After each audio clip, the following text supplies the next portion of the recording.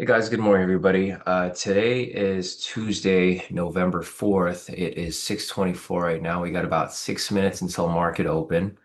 Let's see who's here so far. Morning Mendez, morning Hadas, morning Masij, morning Ben, morning Lila, morning everybody.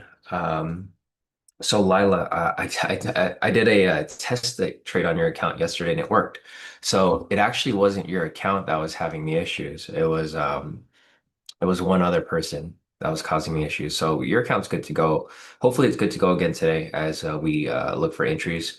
Um, but yeah, so I pinpointed the account that was causing issues. There was one account that was like stuck at liquidation only. It wasn't any of the normal people. So it wasn't Brett. Yours is actually okay. It wasn't Lila, sorry, Sharon. I call you by your government name, Sharon. Lila, it wasn't your account. And it wasn't it basically wasn't the people that we thought that was having the issues. It was just one other account that caused the issue. And we got that account taken off. So hopefully this day will be a little bit better across the accounts. So like what I kind of figured out what was the problem was that obviously when these accounts copy they kind of copy in order. So when there was like one account that kind of froze everybody up, it caused all the other accounts to kind of lag behind with execution. So unfortunately, that just was the case there. It was a technical issue. But also I talked to other people who are using NinjaTrader. I talked to Sam yesterday, and he mentioned that on his Apex accounts, he had the same problem. So I don't know if it was a NinjaTrader problem or whatever it may be. The good thing is that we're going to be transitioning to StoneX very, very soon, hopefully. Within the next I say 2 to 3 weeks, but I'm trying to get there within a week. So it's just once I get the paperwork done and all that stuff, we can start to transition over. 'Cause it's gonna be a big difference once we start dropping those block orders versus these individual orders. So I'm working on that paperwork right now. I didn't even get any sleep last night. I had to like redo and revise the entire disclosure document. So I sent that over to the regulators. We're trying to get that all situated out. And then once the regulators approve the disclosure document, I can make the transition to StoneX. Justice is asking StoneX. StoneX is the institutional broker that we're moving to. NinjaTrader is good for retail traders, like if you're trading a few accounts or if you're trading prop accounts. But obviously, I'm at that point where I'm trading like 80 accounts. So NinjaTrader is not really the platform to be running a hedge fund on. I mean, they're okay as a platform, but they're not great. So you kind of get what you pay for. They're considered a discount broker. They don't even clear their own trades anymore. So NinjaTrader is not exactly the best one to go through if you're going to be executing trades on so many accounts. Let's see, Joe's asking for those looking to join the fund would recommend waiting until you make the move over to StoneX. So I mean it's kind of up to the person, Joe. Like, we like October was such a great month, right? So let's just use that for example. So October was such a great month. If you wait like a couple weeks, you're gonna miss out on a lot of good trades, right? So like for example, if you waited in October, I know a lot of people are regretting this. And if you waited in October, because everyone kept saying, oh, I'm gonna wait, I'm gonna wait, I'm gonna wait to sign up, not necessarily for Sonix, but they waited, right? You missed out on basically 2 full weeks of amazing trades. So it's up to you personally if you're willing to wait that long, 2 or 3 weeks, because you can miss a whole 3 weeks of great trades if you're waiting to get to StoneX. Because you can see over here, the market kind of slowed down later into the month, right? We went from taking like five trades, three trades, two trades, and then like one or two trades right here. So it's just up to preference. I mean, if you're okay with waiting, another 2, 3 weeks and possibly missing out on a lot of good entries, then that's completely fine. But if you want to get in right away, it's fine to get in on NinjaTrader right away, like now, and then just transfer the entire account to StoneX once you make that transition. Because I can't say exactly when we're going to make the change. I want to get over as soon as possible, but it just depends on the regulators. They have to approve my disclosure document for me to onboard people, and then from there, I still need to figure out how to use the platform. So it might be a week, 2 week period at latest, at longest, maybe 3 week period. So it's up to preference, you know. Yeah, Messi said we'll be joining soon. We'll just follow your trades until joining StoneX. Yeah, so ideally, I would like to trade on StoneX because it's just going to make the most sense. But again, it's up to the preference of the person who's going to be participating. So guys, market's gonna open shortly in about 10 seconds. As you guys can see right here, it's gonna be against momentum. So it's gonna be a buy entry. If you guys are looking to take the opening trade here, not gonna take it myself, but if you guys want to take it, it is running right there. See, this is why I don't take the opening trade. Look at this huge, huge manipulation candle.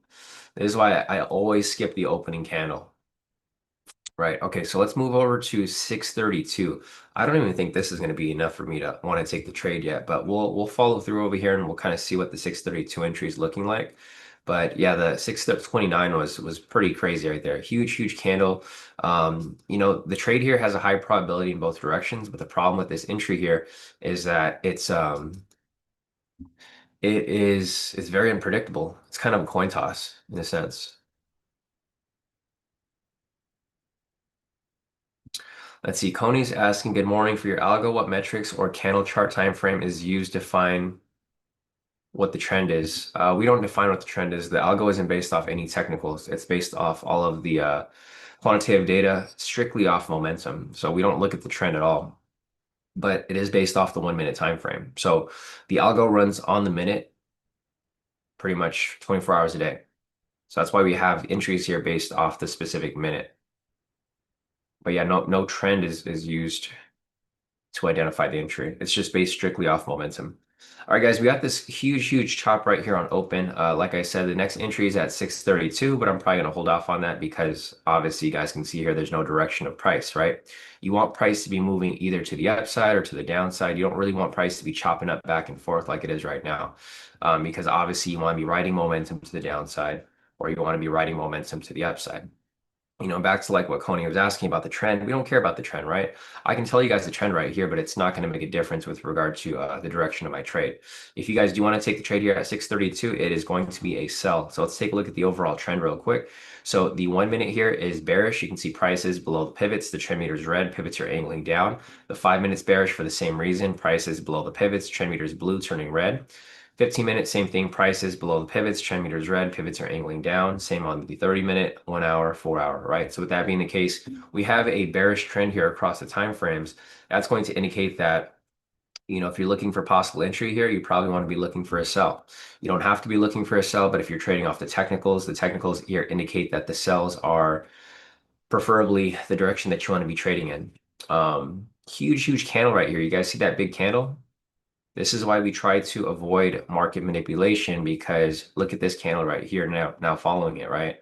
Price has been dumped so heavily right here that it's due for retracement. Doesn't necessarily have to retrace up, but if you're trading off the technicals here, that's ideally what you would be looking for, right?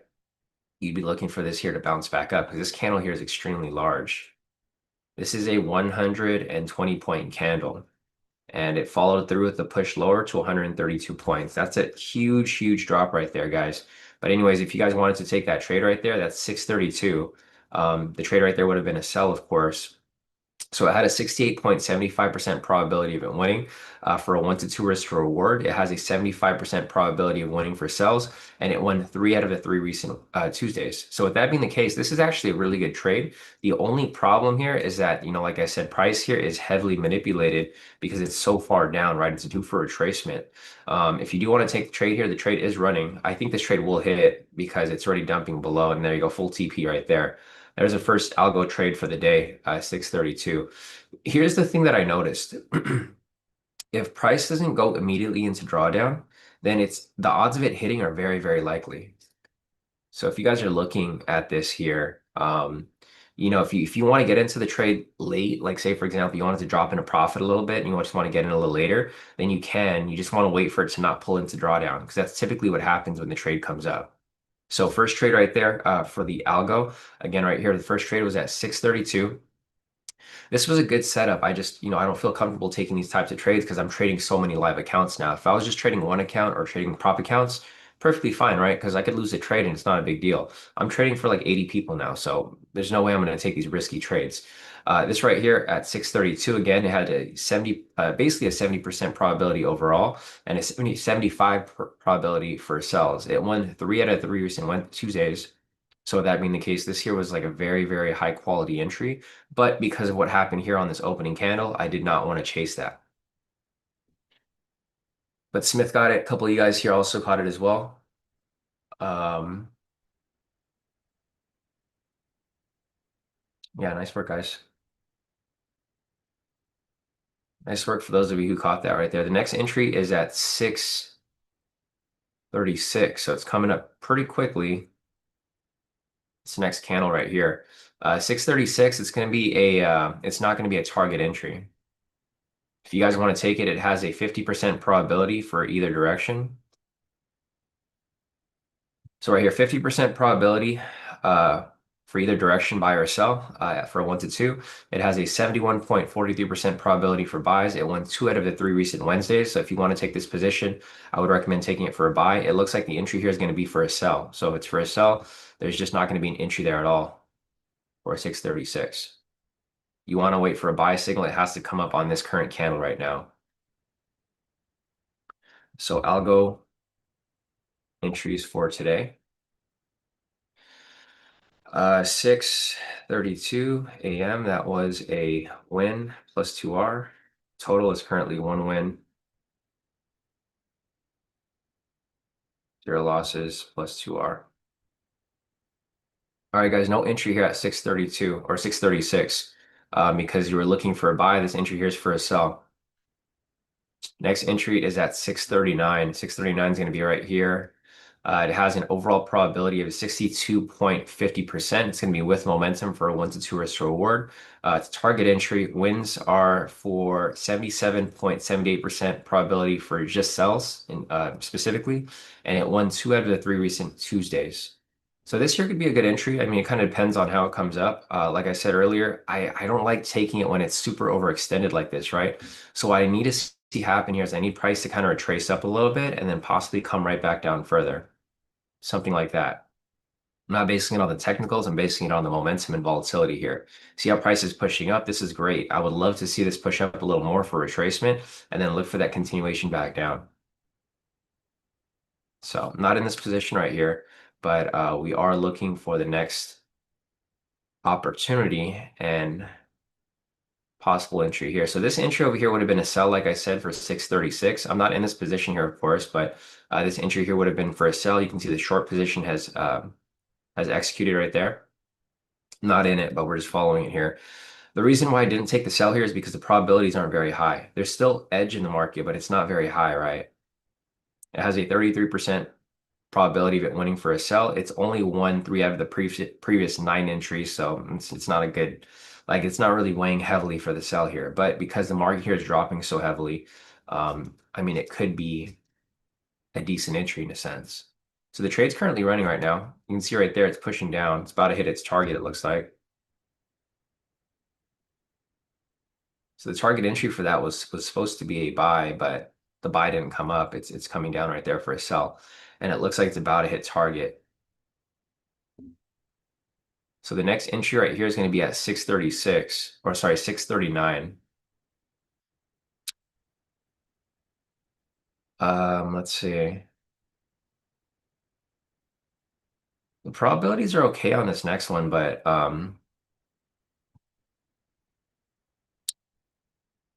here, let's see. I'm just going to update it really quick. Okay, so looking over here, as you guys can see, 62.50% probability overall. It won 10 out of the previous 16 entries. For sells over here, it's 77.78, won 7 out of the previous 9 entries. The thing that I don't like right here is that price is kind of going back and forth, right? And it looks like it might even shift to a buy. We have a pending buy signal right here. So see how price is pushing up? This is the direction that we wanted to take this 6:36 entry in. It was for a buy. It came up for a sell. That's why we decided not to take it. If it was for a sell, if it was for a buy, we would have taken it, but it wasn't. Okay, this entry now at 6:39. Again, so I mentioned over here, it has a 62.50 probability of it hitting overall for buys or sells for a 1 to 2. It has a 78.78, or sorry, 77.78 probability for sells and a 42.86 probability for buys.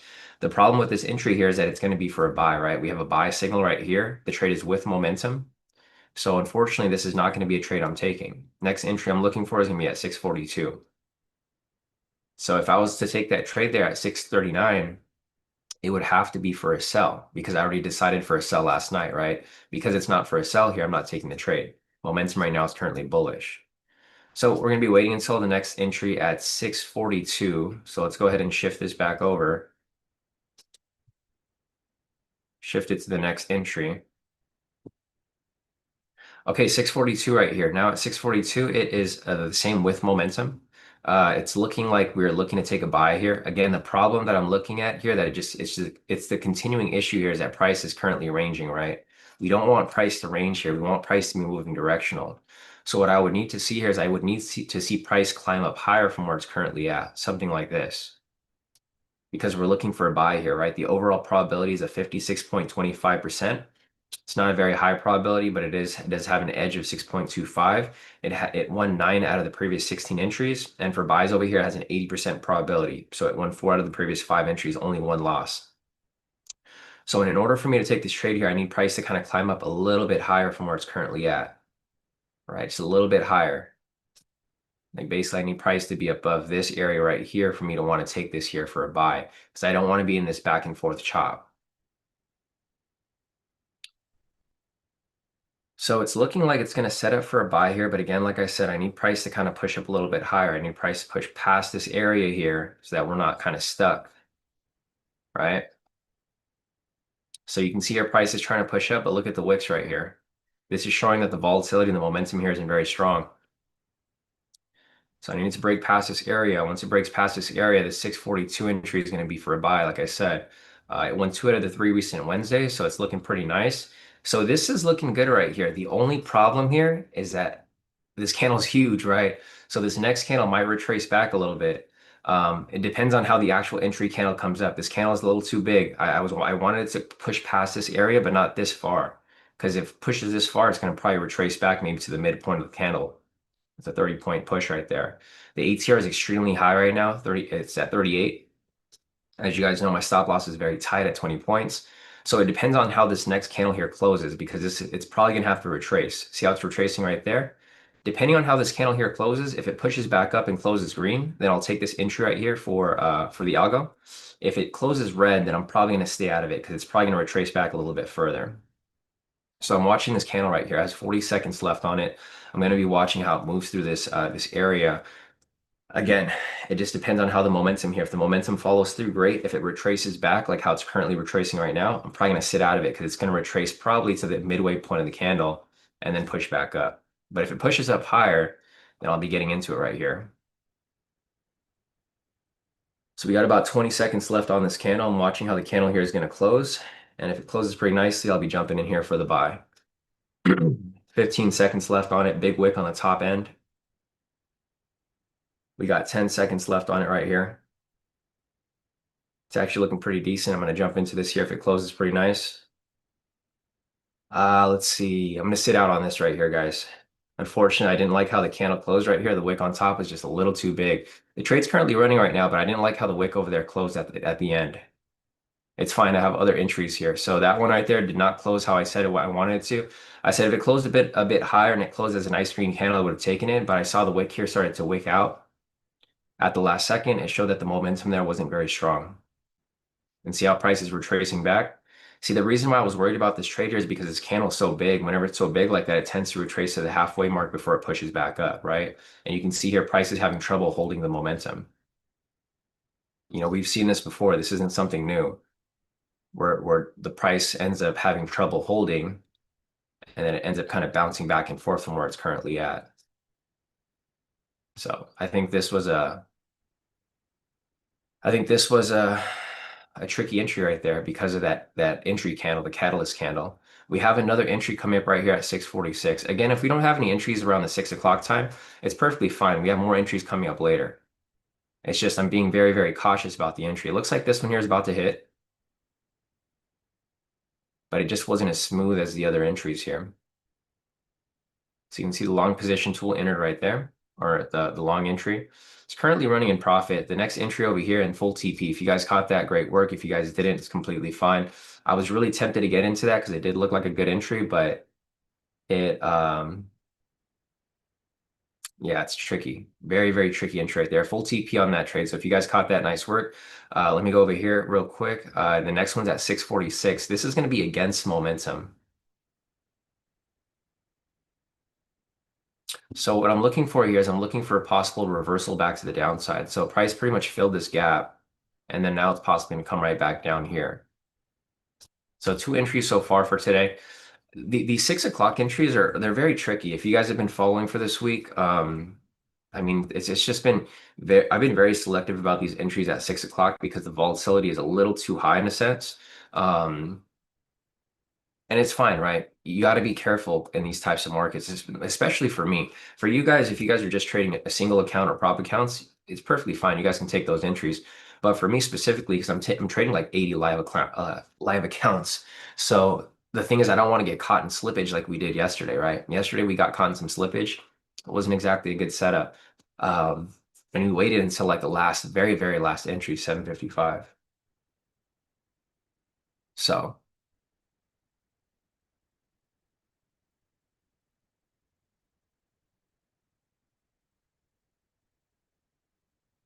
All right, so we got price over here kind of bouncing back and forth as we speak.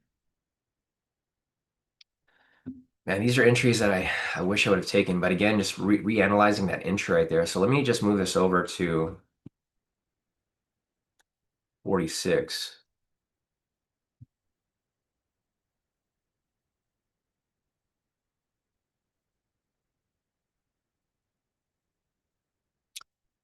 46. All right, so 646 over here. It's gonna be against momentum. Yeah, so looking at this over here, we have this. I don't think this is gonna play out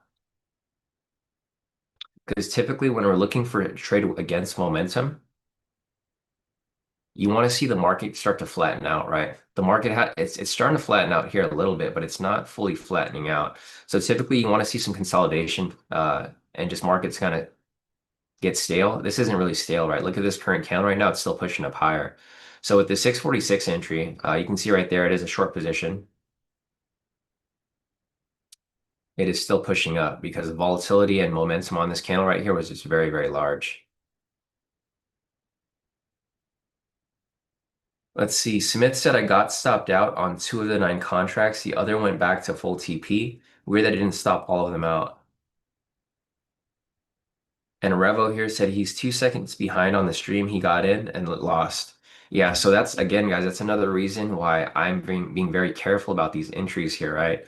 So this entry over here, it hit, but there's a couple other people who took it. Rev got into it. He got in 2 seconds late, and then he lost the trade, even though the trade here did hit. And then same with Smith over here. Smith took it with nine contracts. Two of the contracts lost, but nine of the contracts won. So you guys can see there the slippage, right? Imagine for me, guys, I'm trading 80 accounts. If these guys are getting slippage on one account, imagine me, right? So that's why I'm being careful about this because I'm familiar with like what's happening here, right? I've gotten caught in this like not really manipulation, but just the slippage that's happening in the market. Um,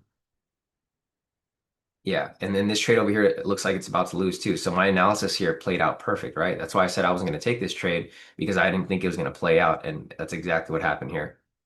Didn't play out because I've seen this before. You know, if the market doesn't slow down like it's supposed to, it's likely to not hit, and that's why I'm playing it safe here because I'm making these decisions based off experience, right? We've been trading this algo for over a month now, so I can see the patterns in the market where I should be paying attention to, skip entries or to take them. Let's see, Visual said, Sean, it looks like you don't trust your algo because for entries you find a reason not to get in and then you see it hit target. Um, well, yeah, so that's just what I mentioned right now, Visual. So like I just said right now, right, this entry here did hit, but there's people who took it with just one account and they lost the trade because of the slippage, right? Because the volatility is too high. That's the reason why I skipped it. If I took that trade, I probably would have lost on like half the accounts because half the accounts would have hit getting in at proper entry point and then the others would have lost. So it's not that I don't trust the algo, it's just that I've seen this pattern before where the market's too volatile. And if it's too volatile, there's obviously gonna be some slippage, right? So that's why like I skipped the entry here at open, right? So this is the opening candle, or not even the opening candle. This is 631. See how this candle over here caused like a big spike of volatility? I don't really like to see that there. I like to see small movements, like, well, not small movements, but consistent movements, right? Like these right here. See how this is consistently pushing down? Great. I'll take an entry there because I'll just ride the wave down. I don't want to be taking it when the candle's huge like this because it's kind of spike back and forth. Like you can see this candle right here kind of spike back and forth. So if you got bad entry here, I mean, obviously it didn't spike up high enough, but if I got bad entry here and we would have entered somewhere down here, some accounts would have lost. Kind of similar to like what happened over here with this one. So, um, I'm just being a little more cautious because I have to be mindful that other accounts have to jump in with me. We're not taking block orders right now, so it's not going to work out exactly how we want to. Like the prices are not going to average out. At some point in the future, once we're on StoneX, the price is going to average out. So like for example, this over here, not all nobody would lose on this trade because the price would average out would be based off like one trade versus 80 trades. So this trade over here would have worked out because it just would have balanced out to whatever settings I have on the main account. But if we're doing individual accounts, it's that's where things get a little tricky because everybody's executing at different times, right? Like right now, a Ninja Trader, if I execute the trade on my personal account, like that account could be perfectly fine because it's going to match whatever I have on entry. But with everybody else, if they enter a second, 2 seconds, 3 seconds late, it's going to be a problem. Let's see, Brock got it. 2 points down, 2 points back up, or 200 points down, 200 points back up. Nice, Brock. All right, the other entry right here is going to be at 6:53, which is basically going to come up in about 2 minutes. So 6:53 right here, this is going to be with momentum. It has a 50% probability in either direction for a 1 to 2, 70% probability for buys. Um, okay, we'll see here. Price is a little higher right now. Yeah, so going back to what Visual said, it's not that I don't trust the algo, it's just that I don't trust the market. It's not exactly the market that I trust because the thing is the market's not as smooth as it was, days back. I would take the entries if we didn't have these like volatility spikes. But right now it's so all over the place that it just becomes a really big risk, honestly. It becomes a really big risk when it comes down to the actual numbers here. That's why I like when the market here is moving kind of slow. I'm even thinking about maybe getting in at the bid ask price versus market to get better entry. But the problem is sometimes it doesn't pull back at all. So there may be a couple accounts that don't even execute. All right, guys, so we have a possible entry right here at 6:53. The problem with this right here, again, I'm not looking for a reason not to take the trade, but I'm looking for a reason to take the trade, is I'm looking for this here to continue pushing up. You can see here the volatility is kind of flattened out a little bit, starting to go sideways. For this next candle at 6:53, I need it to push up a little bit higher to like this area right here so that I can see momentum pushing past. Thanks, Nikki. We actually have news coming up shortly, guys. I think I'm going to skip that entry because we have news right here at 7 o'clock. It's actually less than 10 minutes. It's going to come up in about 7 minutes. I don't think we're going to have enough time for this trade to hit. If you guys want to take this right here, you guys are more than welcome to take the trade. But we do have high impact news coming up right here at 7 o'clock. It's Jolt job openings. This is it's going to push the market a little bit. It's forecasted to be negative. Yeah, actually, I'm gonna wait for the news here to pass. If you guys want to take this entry, it is going to be for a buy.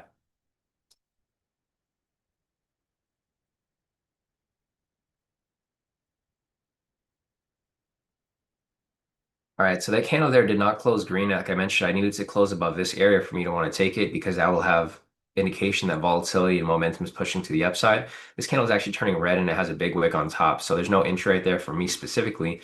If you guys do want to take this entry here, it is wait, this is supposed to be with momentum. Yeah, so the entry right there was for a long. But like I said, it didn't push up to where I needed to. I needed to push past this area right here, which is a good decision why we skipped it because look how price is currently dropping down lower, right? There's no momentum behind that entry candle.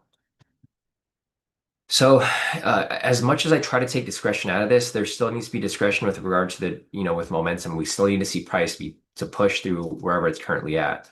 Um, so yeah, this right here did not meet the criteria for me specifically. I mean, it's still running in profit right there, but it doesn't meet the criteria for me specifically to get into these positions.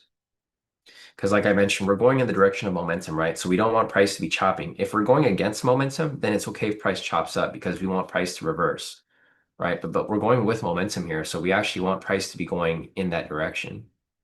This candle over here is going down, and it also had a big wick on top. So with that being the case there, this isn't exactly the ideal entry to be getting in, but it's looking good so far. So the buy over here started down here. There's little to no drawdown. Usually when there's little to no drawdown, price is likely to push through, and it's starting to push up right now as we speak. What I'm starting to think about here is maybe it's best to maybe wait for a candle to follow the entry, right? Because it looks like over here, so I'm just looking at like the patterns, right? What I'm starting to notice is that whenever we have an entry, but then sometimes it doesn't actually pull back, right? So this one over here went straight to target. But what I see with this candle over here is this price pushed up a little bit, and if you waited for one candle to pass, it usually shoots right through to pass TP. Same with this one right here, right? So this candle over here didn't close below the into drawdown. So entry could have possibly happened right here a little later on the following candle, and it's likely to shoot right through the target. So it's just something for me to look at here, and something for you guys to look at as well. Let me refresh the news here to make sure the news is actually coming up at 7. Yeah, it's coming up right here at 7 o'clock, and it looks like it's about to hit target.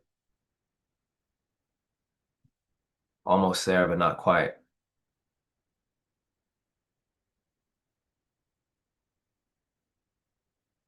Let's see. Barack said,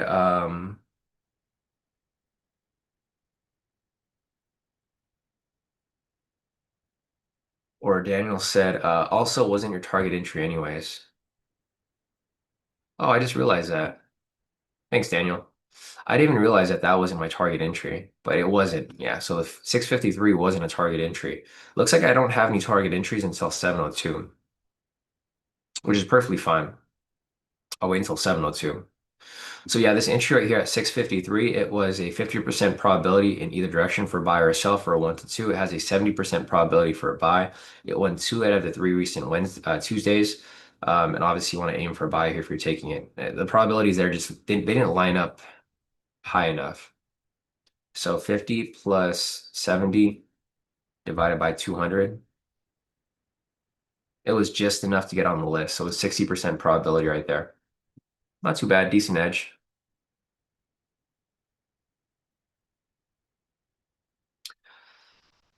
You guys can see how my trading view here is blank, right? It looks like I'm going to get a connection issue here closer to 7. This always happens. I don't know why this is the case, but this happens every day around 7 o'clock. Um, I start to get disconnected. There you go. My Ninja Trader disconnected. Now I got to check all the accounts to make sure they're fine.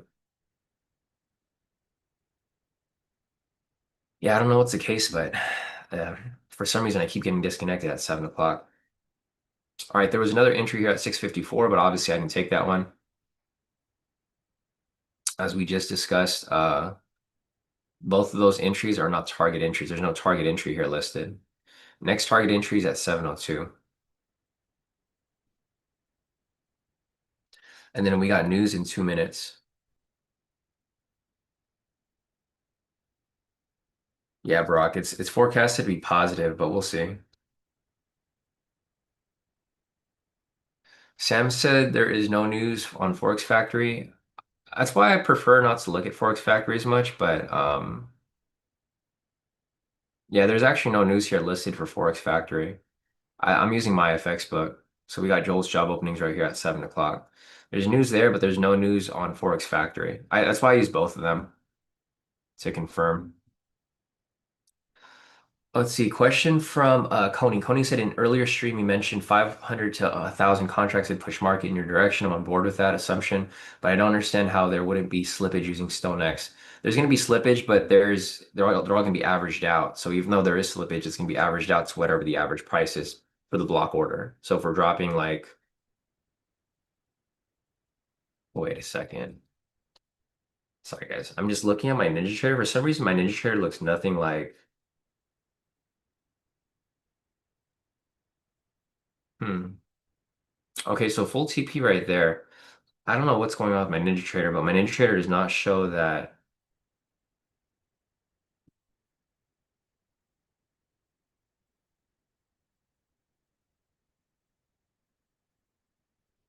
the data is not loading on my Ninja Trader for some reason.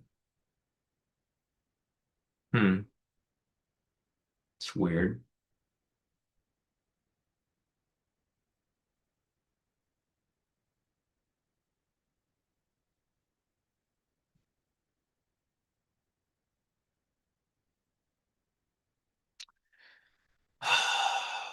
This is why I hate Ninja Trader, guys. All right, well, my Ninja Trader's frozen. I gotta reset it.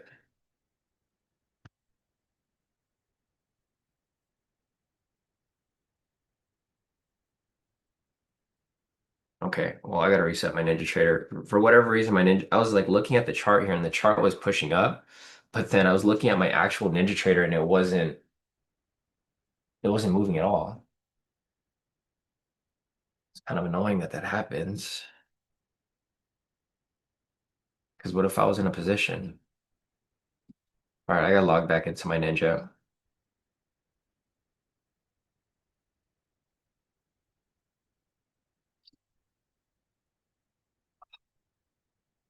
I gotta log into everybody's account again.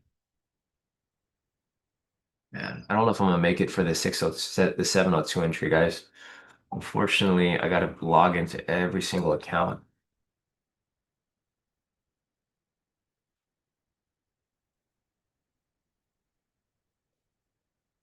You guys can hear I'm logging in every single account right now.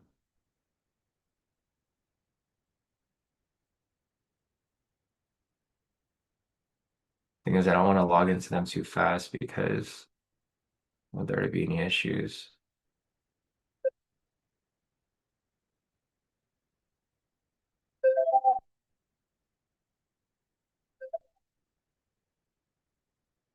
Yeah, I don't know if I'm gonna make it in time for that entry, guys. 702. 702 is gonna be looking for a buy entry.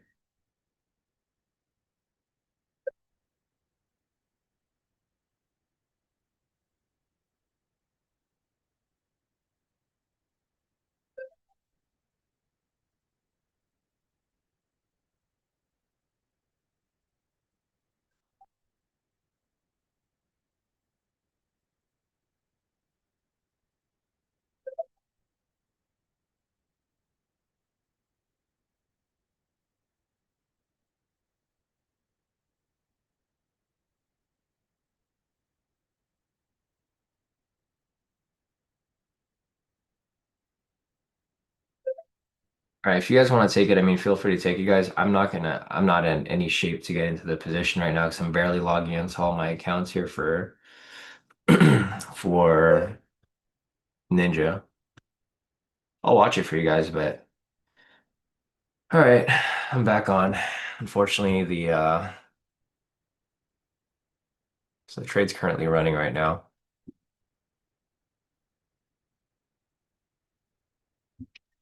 Cannot wait to make this move to Stone X. Okay, trade's currently running right there. This is a 702 entry. I was trying to get into this one here. This did meet my criteria, but unfortunately, my Ninja Trader just was not ready to execute trades because I had to log into all my accounts. Trade's currently running right now. So let me see.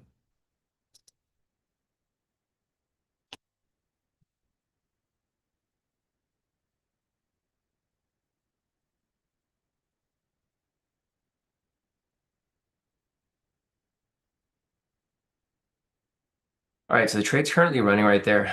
Looks like I'm gonna have to maybe aim for just like that 755 entry a little later today, like we did yesterday, which is completely fine. I don't mind it.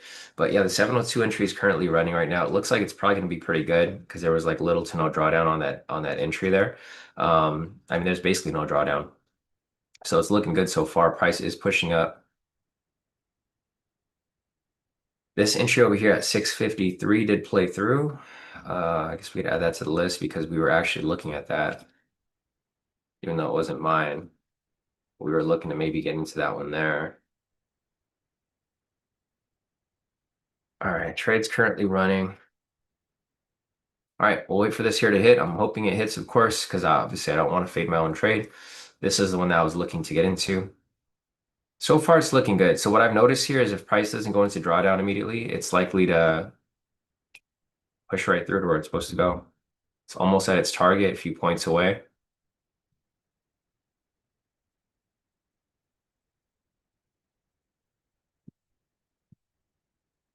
All right, let's check the news. Did news come out? So there was no news actually. The news here was canceled. So there actually was no news for the day, visual. Man, I can't believe I missed that trade. I'm so fucking pissed. So fucking pissed, man. Fucking Ninja Trader.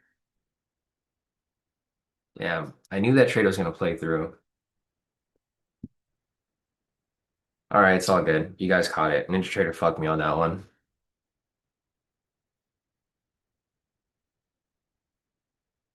Anyways, nice work, Smith. Nice work, Brock. Great work there. CJ put an order in there. Didn't get him in at 7. Alad, so there must be something in your logs. I mean, I wish there was something, Alad, because I really would like to fix it, but man, I don't know. Yeah, I don't know.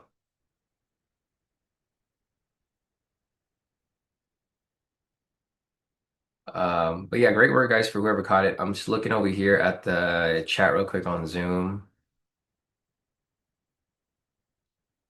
Brock said not to be pessimistic, but the 702, it'll be bullish news. That was what I was expecting. Jonathan said, from what I tested with gold, whenever there's two trades right after each other, it's better to take the last one. Okay, no, that's good to know, Jonathan. Thanks for the heads up on that one. Because I do see sometimes they line up right after each other, right? Um, Yeah, so I'll have to take a look at that as price continues to move along. Masij is asking, can you explain that calculation you do? The winning side plus better direction divided by 200. Yes. So the way that I calculate that edge Masij is, so let's just use this for example. Is this a 702 entry? Okay, so this is the 702 entry, right? The math that I use for this is I add up the overall, right, which is 70.59 because I'm trying to get the average. So I do 70.9 for overall, and then the direction that I want to trade in, which is going to be the one with the higher probability, right? 88 point, so 70.59 plus 88.89. That's going to be a total of 159 um, 0.48, right? So I divide this by 200. The reason why I divide it by 200 is because 200 makes it max probability, right? Because if you have 100% probability for both of these sections, overall and for longs only, it adds up to 200, right? Because you can only get 100 max here, you can only get 100 max here. So basically what I'm doing is I'm dividing it by the total to get the average. So I do that.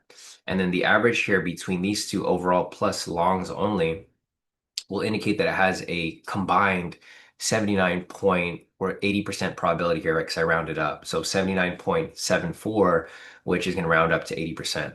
That's how I do this calculation.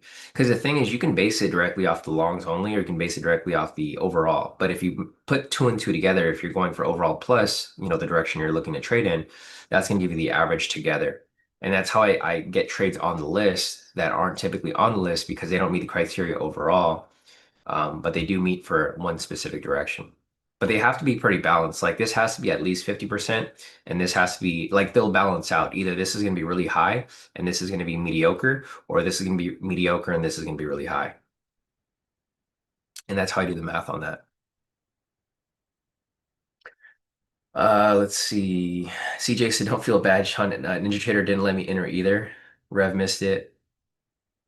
Hadas got it. Nice work, Hadas. David got it 2 for 2 on the day. Nice work, David. Toke got it too. Nice work, Toke. Masij said, but then you're double counting. You're overestimating. Now, taking the over plus direction would overfit. Not necessarily. So the reason that I'm doing that math there is because we're trading the specific direction, right? So I wouldn't say it's overfitting because we're getting the average of two. If I was dividing it by 100, then okay, that'd be overfitting because you're kind of like leaning it towards your direction. But let me show you an entry here. Let's go to the next one, right? 728. Let me show you because it's not always going to line up where it's going to be above 60, right? So let's see, like this one, for example. 28. And I know this one's not going to line up because this over here is not one of my target entries. So again, let's do the math here for this, right? So see the overall right here, 56.25. And then we're looking for sells here, 66.67. See how this adds up to 122.92? I need this to be above 65 for me to want to take it, right? For it to be a target entry. So with that being the case, now let's divide this by 200. See how it's at 61? So it's enough to add on to the list, but it's not enough for me to want to take it as a target entry. So I wouldn't consider it overfitting because it doesn't always give you like a target entry. The thing is, you're trying to just find the highest probability in your direction. Yeah. Because it's not always going to be high. Like sometimes you'll have one that's like 50%. Like, let's look at the next one. I want to see a better example here to because this shows you that it's just a mediocre entry, right? 50%, 60%. But I want to show you one where it's like actually the 755 is a good one to show you. So I'm going to look to take this trade here. This is the same trade we took yesterday. Okay, so this is a good example because so the reason why the overall is okay, it's at 56.25, right?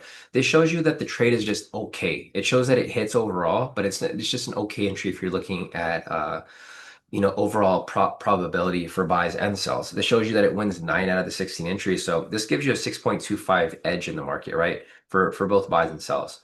Now this is where it kind of carries it over because although it has an okay so basically I'm looking for at least 50 for overall because that's going to give me an edge. You want to have at least some edge in the market, right? Anything below 50 there's no edge, right? Because it's going to be opposite of you. It's going to be against you. So right here anything above 50 is going to be edge for just overall, and then with that we dig deeper into the long positions, right? So like once we have edge here, we're like, okay, once we have some edge, now do I want to look for sells or do I want to look for some buys? Like I need to have some sort of bias there. Now this bias here shows that it has 83.33%. So that's how I would do the math here, right? So 56.25 plus 83.33. And this is like what I mentioned before is that, sometimes you're going to have mediocre overall, but you're going to have really good direction, just like one specific directional push. So right here, 139.58. Again, we divide this by 200 because we have 100 here, 100 here. And then we hit OK, and then now it's at 69. So see how it averages out? You're basically getting the average of overall plus direction. And that's typically what you're looking to aim for. So that's why 755 here, although it has a low overall, in combined, it's closer to 70%. So it's not like super great, but you still have a 19% or 17 or not 19. Yeah, basically 20% edge in this direction to take buys. Right? You're just looking for edge, like you're looking for alpha. That's really what you're looking for. You're looking for reasons to want to take a trade in that direction, and to just take the trade in general. Because you can take this trade and you can get lucky for buys or sells, right? Because there's a certain edge there. But once you aim only for buys, your edge goes up substantially. Rev said, admittedly, got to get better at taking a loss. Yeah, it happens. It happens, right? I think that's part of the trade psychology aspect of trading. It's like really taking a trade and being okay with it, no matter the outcome. So let me go over here real quick. Sorry, I want to see if I'm missing any other questions here. So Coney's asking, is your hesitancy to enter trades on the first minute after the open from concern about slippage or just wild volatility? Um, well, I mean, I have to take it on the open. Like, there's no hesitancy. If I'm taking the trade, I'm either in it or I'm not, right? There's no hesitancy there. I can't wait for the minute to pass because, like I said, if you wait a minute, you're gonna be deep in profit already. So, for example, if I entered here a minute late, I would have given up like 15 points, right? You can't do that because our stop loss is 20 points. If it pulls back at all, then you're pretty much screwed. You can't be hesitant with the entry. If you're talking about waiting to get in late, that's the main reason. I wouldn't get in late because you're basically putting yourself at a disadvantage, right? We're going for a 1 to 2 here. If I get in late, then and I'm off by like 15 points, then in that situation, if it pulls back even a little bit, then I lose the trade because I'm already 15 points in profit. If it pulls back 5 points, that's 20 points already, right? So yeah, I don't have hesitancy with taking after the minute. It's just it's either I take it or I don't. The hesitancy about taking the trade is if the market volume is not there. Because all the trades are based off momentum. So if there's no momentum there, I'm not going to jump into a trade that's going to stay flat. Because again, my stop loss is very tight, 20 points. So if it goes flat and goes sideways, then it's easy for it to stop me out before it goes into profit. Yeah, and then waiting for the minute there, that kind of just defeats the purpose of the strategy, right? The purpose of the strategy is to get in immediately when the candle closes. So if I wait a minute later, that's a totally different strategy. So that's why like I'm using that as a confluence, but I don't get in a minute later. I'm just saying that that's kind of the pattern there um, with the entry, or that's something that I can kind of use to my advantage moving forward, right? So like what I can see here is if I get into a position and that candle doesn't close in profit immediately, like after the first candle, then I can just close out of it for a small loss versus holding on to it for the full move. So that's something that I can maybe look into later in the future, but not exactly nothing over here.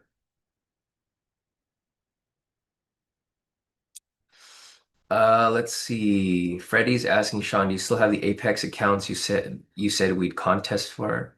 Yes, so I still have them. I actually haven't used them yet. So we still don't have that contest going yet, but once I free up some time, we'll definitely get that going. But yes, I still have the accounts there unused. Got a couple. I think I have 5 or 7 accounts.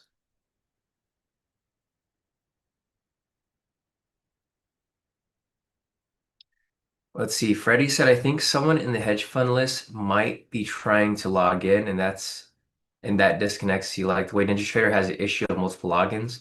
Yeah, that might be the problem too, Freddie. So I'm glad you mentioned that. I think I'm going to send an email out to all the hedge fund clients because I didn't tell everybody that you can't log in while I'm on. But you might be right on that one, Freddie. Because that is a problem. If someone logs in, we had that issue with I think Patricia the first time around. We were both logged in at the same time, and I couldn't even log into her account because it kept giving me errors. So it's something that I might have to look into. So guys, if you're looking for entries, there's going to be one entry right here at 728. It's not going to be one of my target entries. I think this was a really close one, but it just didn't meet my criteria. So let me just do the math real quick for 728. 728 over here. Okay, so let's just do the math right here real quick. It is 56.25 plus 66.67 divided by 2, or that's not right. There we go. Divided by 200. Okay, so it's not high enough. It's at a 61.5%.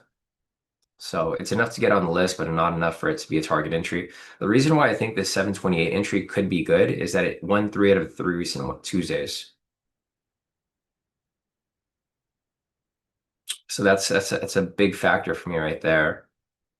It's going to be for a sell though. So in order for you to have that entry there at 628, or sorry, 728, is we would need price to start to flatten out right here, a sell signal to come up and reversal back down.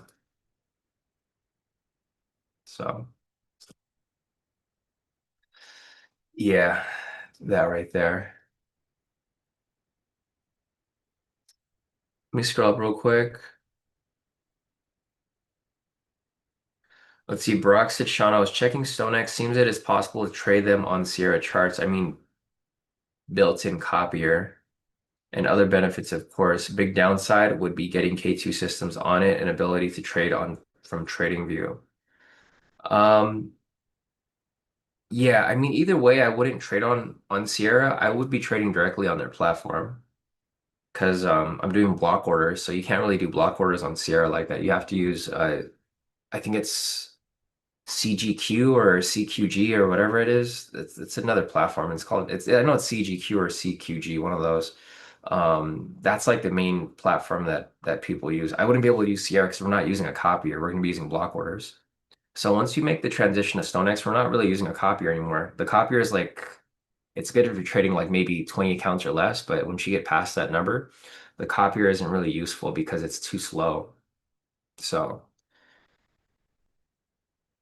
yeah, I mean, and it wouldn't matter if I'm bringing the systems over because I would still be doing my analysis on TradingView. So I'm doing the same thing I'm doing here. It's just going to be on a different platform. And instead of using a copy, we're just putting in block orders. The block orders work kind of similar to if you're doing group orders on Tradeovate. If you guys have done the group order function on Tradeovate, it's kind of similar to that, right? You have a group of accounts, and then you have a number of contracts that get put in at once, and then they get distributed across all the accounts.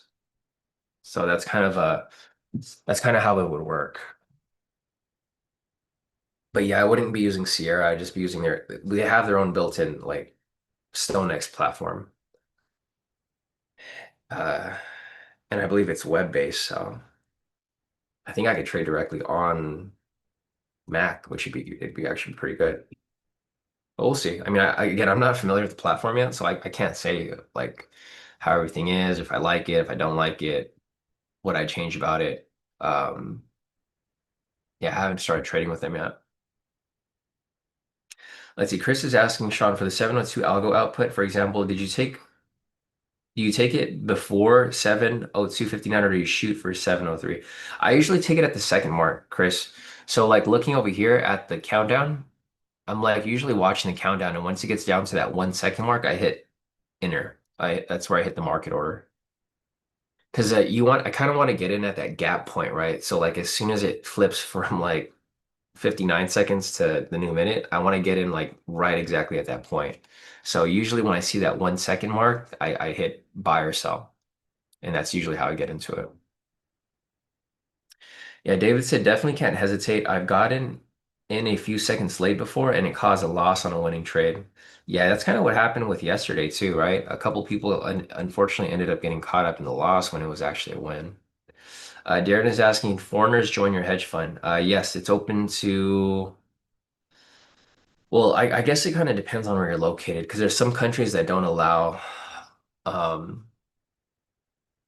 I guess like brokers don't allow clients from certain countries. I think like Iran is one of them, maybe Russia.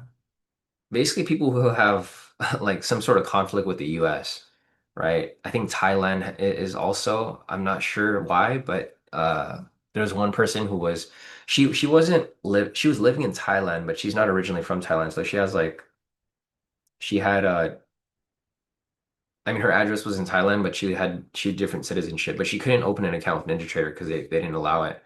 So there's certain countries that aren't allowed. I don't know exactly which ones. I mean, you'd have to check with StoneX or NinjaTrader, but majority of foreign countries are allowed.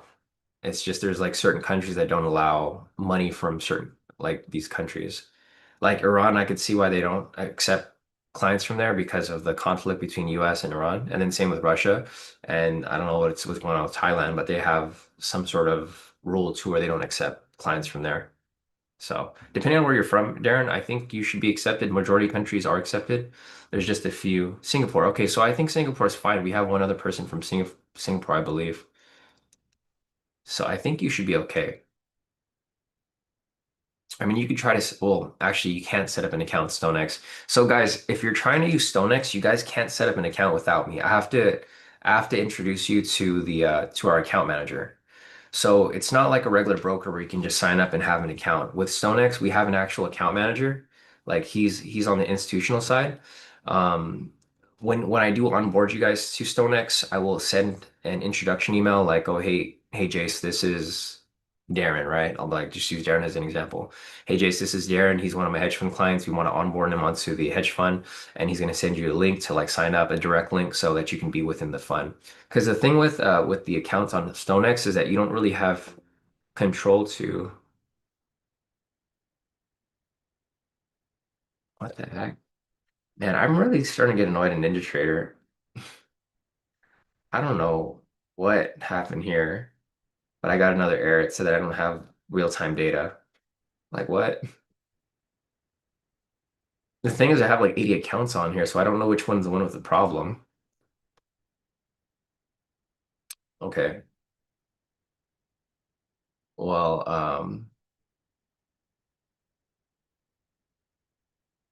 yeah, I might have to might have to reset the Ninja Trader again. All right, I'm gonna finish answering these questions and then I'm gonna go through and go and reset this Ninja Trader again with all the accounts. I'm not trying to like hate on Ninja Trader guys, but I don't know for some reason today there's just been so many errors with regard to the connection. I've been using Ninja Trader for like a couple of years now and they've been pretty good overall, but for some reason today I'm having a lot. I don't know if it's my internet connection or if it's Ninja Trader or whatever it may be, but for some reason I keep getting like right now I just got a pop-up. It said I don't have real-time data. Weird. Uh okay, well, let me finish answering the questions over here real quick and then I'll go and just reset all the accounts again.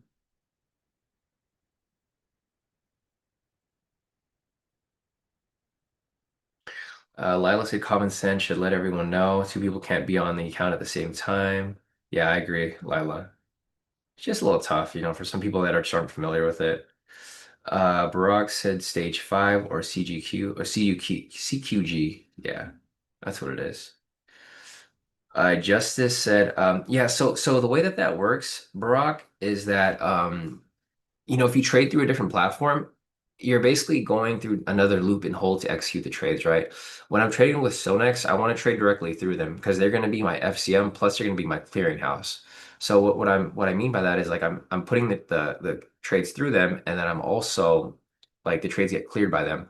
What happens with a lot of brokers sometimes, like you mentioned, with Sierra is that Sierra is a platform, but they might not be the broker in a sense, right? Like you might be using AMP as your broker and then using Sierra as the platform, and then it'll be cleared by another company. So like there could be three parts to it. There could be like you could sign up with a specific broker like AMP, but then you can be executing trades through Sierra, but then StoneX or Daniels or whatever company here is clearing the trades. So what I want to do is I don't want to have so many loops and holes to go through, right? I just want to go straight through StoneX and just enter the trade, execute in and out. I don't want to have to go through whatever broker I'm using, whether it be NinjaTrader, AMP, whatever it may be, and then have to go through that broker and then you go into a different platform and then go to the clearinghouse to clear the trades, right? That becomes a problem because I'm trading like 80 accounts. Like when you trade 80 accounts, you'll know what I'm talking about because you don't want to like the latency between going between broker to platform to whatever. That's why I would never trade on TradingView. Like it would make zero sense for me to trade on TradingView.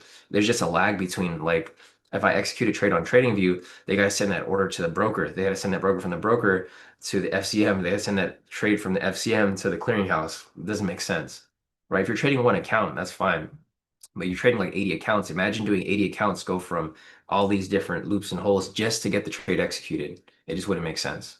So that's why I would never trade on TradingView. That's why right now in NinjaTrader, I'm trading directly through NinjaTrader and not through another platform because I don't want to go through all those different loops and holes. That could, that, you know, that 1 second or 2 second difference could be the difference between winning the trade and losing the trade. So there's no way that I would go through all those, go through that trouble to do it. But yeah, Brock, you know, since you're just trading one account, it's perfectly fine. You can do that. But once you start to trade like a lot of accounts, you don't want to have any uh any lag at all with execution. But anyways, let me scroll down. So Justice said for 728, that would be what would have made it a target entry. The only reason it would be a target entry is if the probability is above 65, Justice. So it's below 65 right here, so it's enough to add to the list, but it's not a target entry. So in order for it to be a target entry, the probability would have to be higher for either the overall or higher for the short side. Because added together, they only add up to 61%. So I mean, this would probably have to be closer to 80, or this would have to be closer to 65 or 70, somewhere around there. It wouldn't really matter because the entry here is not even for a sell. So over here at the 628 entry, guys, it is not going to come up. This is actually a buy entry. You can see the long right there just came up. Doesn't necessarily mean it's a bad trade. So it still has a 50% probability. Let's add up the edge here. So 56.25 plus 50 divided by 200. It still has a 3 point edge. The edge isn't great. This is like pretty low. At this point, it's at 53.12.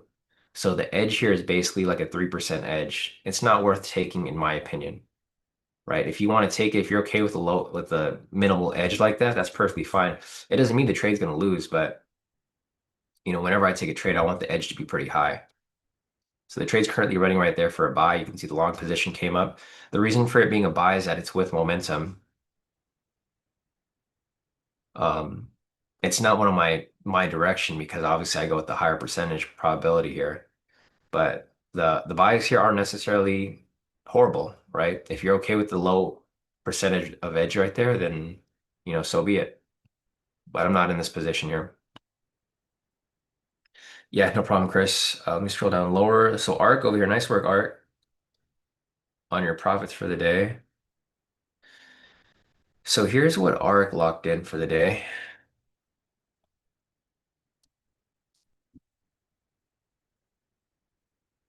Great work right here, ARC. ARC locked in 1,280 on his first account, 1,780 on the second, 1,925 on the third, and 1,900 on his fourth account. Nice work right there, ARC.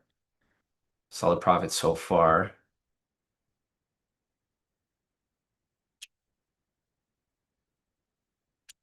Yeah, ARC said a lot of theft activity finally got to the new trade accounts. Yeah, solid on that right there. Smith is asking, what if I already have a StoneX account? You're fine, Smith. If you have a StoneX account, I'm still going to connect you with the with our account manager, and he's going to basically lodge your account under the hedge fund because we have a specific portal where you could log in and see everything. You'll see the statistics, the reports, you'll see the overall funding for the fund and all that stuff. Like you'll see all the numbers because you can pull up the reports and see how the fund is doing overall because we'll be operating basically as like one fund versus, just seeing your own account personally. So yeah, if you already have a StoneX account, it's perfectly fine. We'll just get that specific account put within the hedge fund. We just got to kind of transfer the account around a little bit. I'm assuming it's for a personal account, unless you have participated in a previous fund before. They would just transfer the account around within their back end.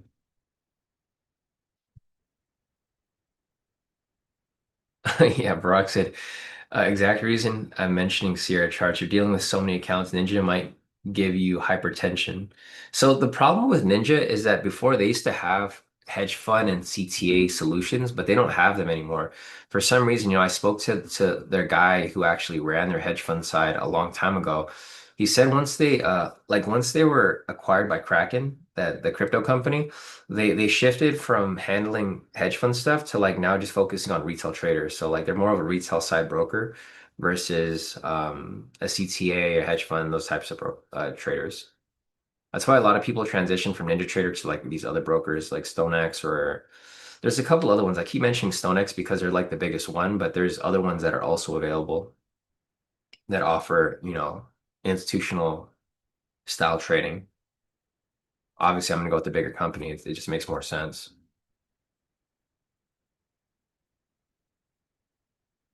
Let's see. Ark said, "Hey Sean, do you know the time they are trading ES London? Is it more than 2 hours with your algo, and are they still successful?" Masij, I'm not sure. So, what time do you guys trade ES? Because I mean, you guys have been killing it, of course.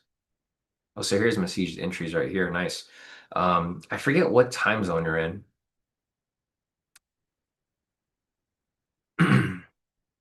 So, I mean, I'll probably have to go back and look. If you want to go back and look at the chat here. Um, Arik, you can. You're part of the premium, so you just go to this premium chat right here. Masij has been sharing his ES entries, and they've been hitting pretty nicely. I forget what time zone Masij is on compared to ours. Or you're not even on my time zone, Arik, so you have to like compare it to yours specifically. Freddie said, "I think Barack works for Sierra Charts and Kodi Kai, though he found me here, Chicago." Okay, thanks. Thanks, Masij. So Masij is based off Chicago time. Arik, I'm not sure where you're located, if you're Central time as well. Because if you're Central, then these would be your time zones or your time. I'm in California, so it's a 2 hour difference for me specifically. Yeah, and this trade is still running. The 728. There was another 723 or 731 entry that came up and a 732, but again, they're both not in my direction, but they're going in the direction of the overall trade here. So next entry is at 7:55. So we got about like 20 minutes till then. Yeah, Rashida said yesterday she was stuck in yesterday's trade on 3 accounts. Patricia said, real-time data, have you paid for it, Sean? It's top of the month. Yeah, because I took a trade yesterday, right? So my data reset. It reset it on the first. Yeah, because if I didn't pay for it, then I wouldn't have been able to take that trade yesterday.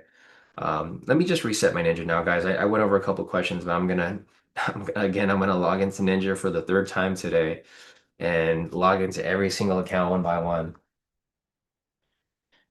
Oh man, this is like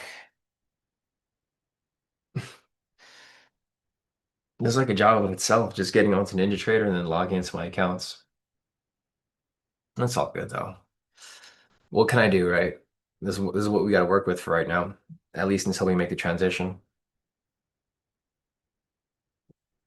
All right. So I'm gonna log into my account.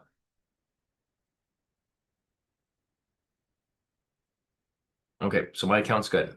Data is good. Now let's see if anybody else. Okay, their account's good. Their account's good. Their account's good. Good. Good. Good.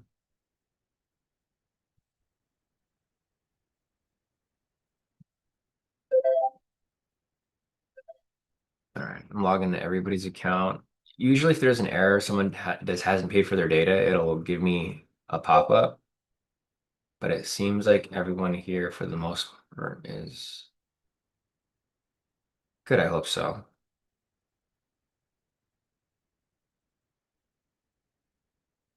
I mean, I don't know. It might have just been a connection issue, which gave me that pop-up.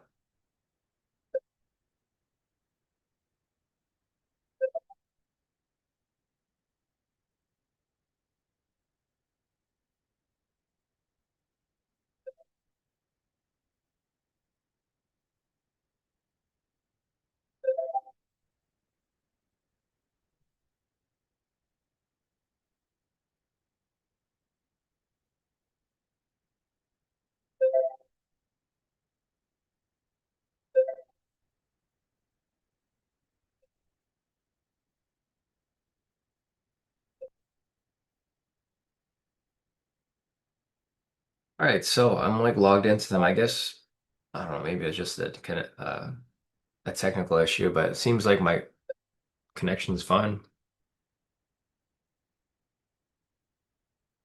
I don't know. I never know what's going on with Ninja anymore. Seems like today's just a weird day with the platform for me, unless my internet here just sucks today for some reason. All right, let me scroll down and see what else we got here. CJ said the cell signal is trying to piss me off. Just pending, stop pending and stay posted already. Yeah, it's been popping up. So we don't have really much movement here, right? This entry has been running for a long time. This is the 628 entry for a buy.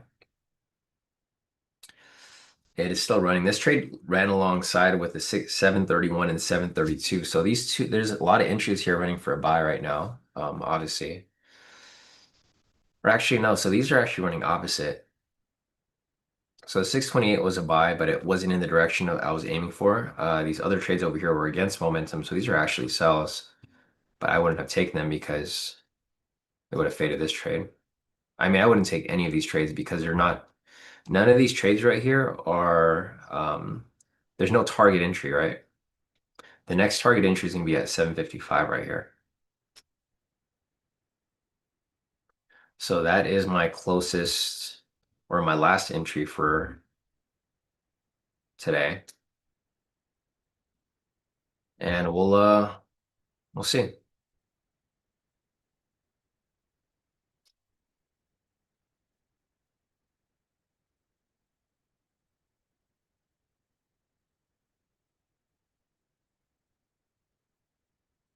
Let's see. Daniel said, I think you should just leave entries off your list if it's not target, just extra distraction when you're already juggling your focus on so many things. Yeah, I think you're right, Daniel. I think you're right 100%.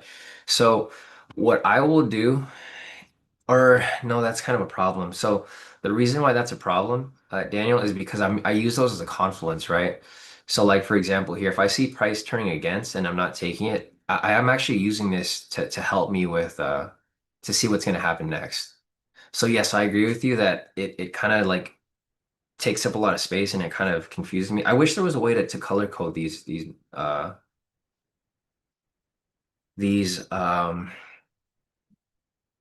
text here on TradingView. Unfortunately, you can't color code it. Like you can only color code all of them at all of it, or you can't do like one line at a time. Or you can't bold like one and then leave the other unbolded, right? So the reason why I have these on here is not necessarily for me to take, it's for me to have a confluence. So for example, if I see these trades are against, then I would be looking for price here to start turning around. And then this is with momentum, so I'd be looking for price to, continue in that direction. So yeah, I mean, it's not 100% necessary, but it does help with our confluences here because it gives a storyline of like what's happening in the market. So like for example, we have I'm not necessarily looking at the actual entry, but I'm looking at whether it's with or against momentum. So they help with the confluences because we're looking for how price turns around. Like, so for example, over here, 702, see how price is pushing up? We're like, okay, momentum's pushing up, and then price starts to flatten out right here. So with it flattening out, I would see here that these are against, and I'm like, okay, this is gonna start to turn around this way, right? And then that's why like I lead this up to my actual entry at 755, where I'm like, okay, if this is turning this way, then I would be looking for this here to flip right back up and then push back up higher. But no, I agree with you saying. It would clear up a lot of clutter on my screen and prevent me from getting distracted with like what I'm actually looking to take. But those the other entries here are meant for a confluence. Because in order for the trade to be on the list, it has to have at least a 60%, right? So in order for me to have this on here, it has to be a good entry. It has to be a decent entry at that. Like I don't have anything over here that has like less than a 50% probability. Um, like everything on here is between 60 and 65 and up. It's just in order for me to have a target entry, it has to be above that 65 threshold.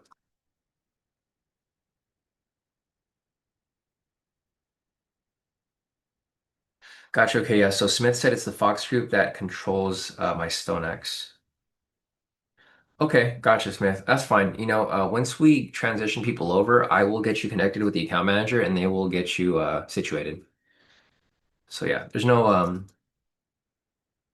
I don't think there should be any problem with that. If anything, they might just have you open a new account, but I don't think that's a thing because you can still just transfer into like what a lot of people are doing with Ninja Traders, they're just doing a complete account transfer.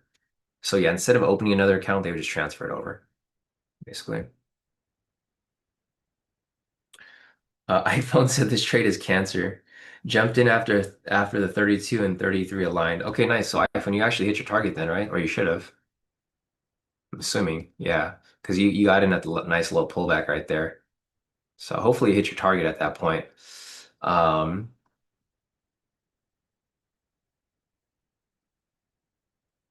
nice, nice. Masish said, I'm in Europe. I post trades in exchange time, so it's easy for everyone. Okay, perfect. So the times are based off the exchange time. And Masish locked in 6R for the day. Nice, nice. Okay, so three back-to-back wins there. Nice work, Masish. And we'll go from there. Let's see. iPhone said, can you draw rectangles over them? Oh, yeah, yeah, yeah. You want the setup, right? Let's see. So you got in at 632 or the 732. There we go.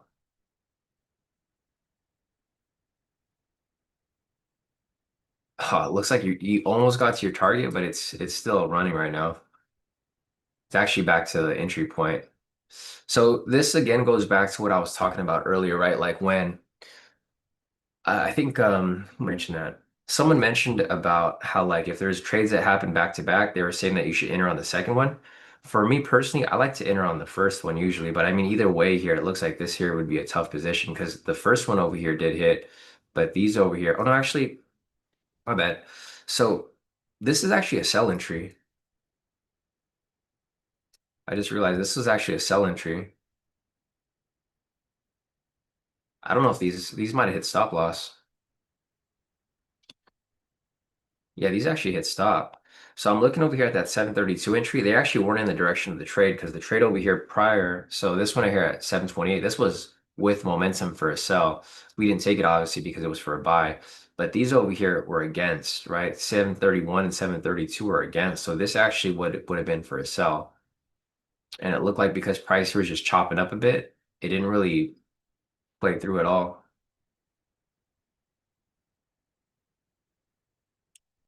Rectangles over the entries to highlight.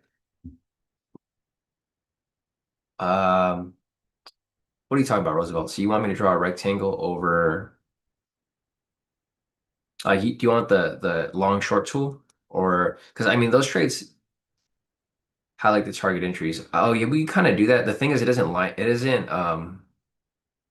So if I move the chart, or I mean you're not gonna see it here, but if I move the chart, see how it like kind of goes away.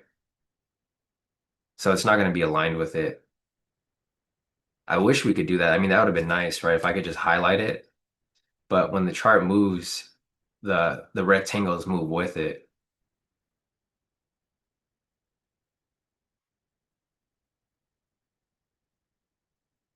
Yeah, I mean I wish there was a way to just highlight it. You know what I can do? Um, okay, I'm gonna figure out a way to do this. I think instead of doing this way, this is what I'm gonna do.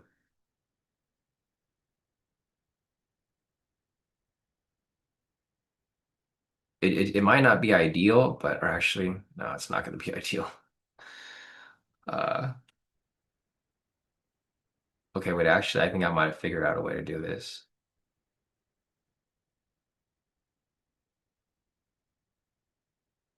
Let me see what it looks like.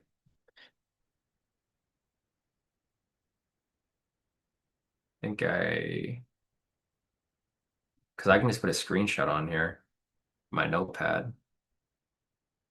Because this is where I have it anyways. I have it on my notepad. Okay, so I think this could work. Okay,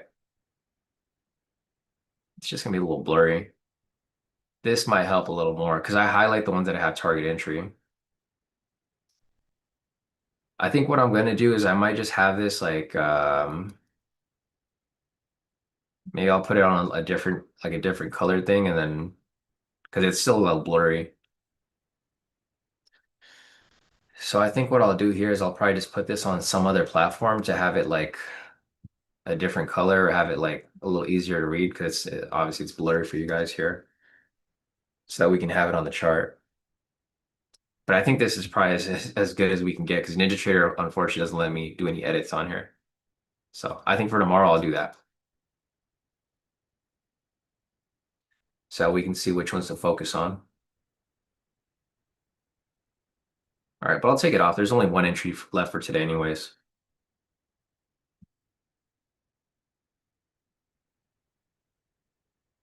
Yeah,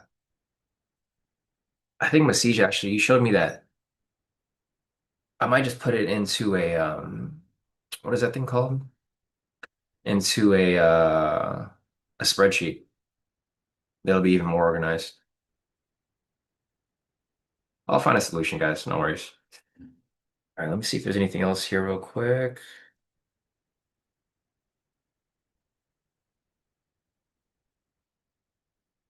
Oh, nice. Yeah, so Roosevelt actually pulled out before it did. Okay, solid that you got out of that position right there.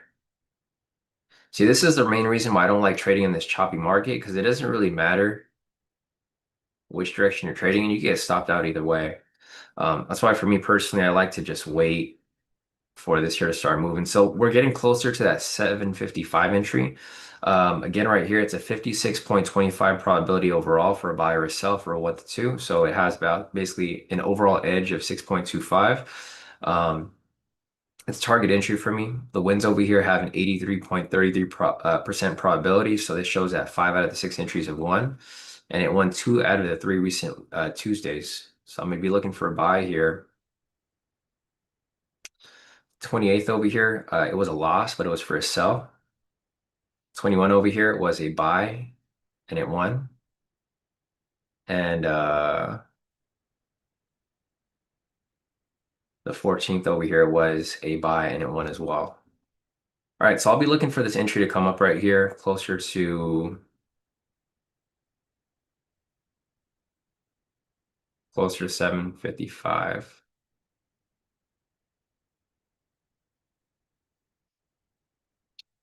Let's see, Justice said, could you explain the purpose of switching to StoneX? My bad if I missed it. I mean, the whole reason we're moving to StoneX is because they're an institutional broker, right? I'm trading as an institution now because I'm coming in with institutional size. I'm not putting like one or two contracts in the market, right? I'm putting in like 100 to 200 contracts per trade. So it just makes sense to move to the institutional side so there's like less slippage, the execution times are faster, and we can put in block orders. The main difference with NinjaTrader and we're using StoneX as an example because that's what we're using, but the difference between using a retail broker and a institutional broker is that you can put block orders in. So we put like one big order in instead of me putting like 70 or 80 different accounts dropping like various contract sizes, one contract, three contract, five contract, 20 contracts. We'll just be putting one big block order of 100 to 200 contracts. So it's just a different game. When you're trading that much volume, you have to, execution times, clearing of the trades, etc. It just you need to have specific tools to drop orders like that in the market because you're going to be pushing the market, of course. And then on top of that, I need the reports as well because I need to send out the reports for the trades. NinjaTrader doesn't send out reports. I think it's so weird that they don't do any of this stuff. Um, like yesterday, I was trying to figure, I was trying to figure out some like how many contracts were taking on some people's accounts. And if you go on the NinjaTrader website, their website sucks, honestly. They're updating to the new website, but if you try to pull up your data or you try to pull a report, it'll either give you an error or it just won't even download at all. So yeah, like I said, NinjaTrader is good for a retail trader. I mean, they're gonna have a lot of issues, honestly, and they're not really fast on responding back to you if you try to get in touch with them. So if you're just a retail trader trading your own account or like maybe even a few accounts, I think they're perfectly fine. But once you start trading I'd say like more than 15 accounts. Like I'm talking about real accounts, not prop firms. Prop firms are different. When you start to trade more than like 10 or 15 accounts, NinjaTrader is not going to be your best option because there's going to be a lot of slippage. There's going to be execution errors. There's going to be platform errors, and they don't have the manpower to really handle someone with this much volume. And I'm learning firsthand that they don't have enough manpower because when I message their like just them in general, it's like I feel like a lot of people are confused and they're not all on the same page. They have different departments, but they're not at scale like a lot of these bigger companies. So yeah, I mean, there's nothing. I don't have anything bad against NinjaTrader. I've been using it for years, but yeah, I mean, if you're not going to get the best service with them, of course, because they just don't have enough. I honestly don't think they have enough employees to really handle it. CJ said, I say put the target entries in the premium chat, but keep all the algo entries on your screen. Confuse the lurkers that are watching this. Yeah, definitely, CJ. Masij said, have you ever considered a wider TP stop loss? Works great on ES because the algo is great at knowing there is going to be a move soon, but price sometimes jumps the opposite direction before going through right away. So I base a lot of the entries off the ATR Masij, right? Kind of similar to what you're doing. You can see over here the average ATR is like at 20, right? So it's pretty flat. So yes, I before when I started marking up the entries, I used to do all of the different time frames. I did 40-20, 50-25, 60-30, 70-35, 80-40, etc., up until 100 points, right? And I'd try to figure out um, which ones were there. The problem with that is that my list would just be way too long. And the thing is, I don't like holding on to positions for so long, anyways. So I prefer to just keep it at 40-20. If the ATR here gets any higher, then obviously, in a situation like that, I would increase the TP stop loss. But for the most part, I try to keep it closer to whatever the ATR is, because this is going to give you the average of like how the market's moving for the day. Yeah. So like right now, you can see that like on average, we're gonna get be around 20 points. If like every day it's at 30, then I'll change from like 40-20 to then 60-30.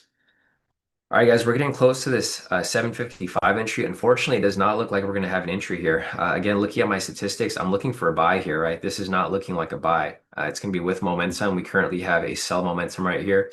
So this entry is actually going to be a sell. If you guys want to take it, I mean, feel free to take it. But for me personally, it's not looking like an entry I'm going to be taking for the day. So for this week so far, we have one entry. It was just a win yesterday. I didn't take anything else. Where are we at over here? Yeah, we've only taken one entry for this week so far, which was this one from yesterday. Unfortunately, I didn't take any of the entries today. I mean, there was a couple entries here that came up. They just didn't really meet my criteria. These are the stats for today so far. So there's three entries, one at 632.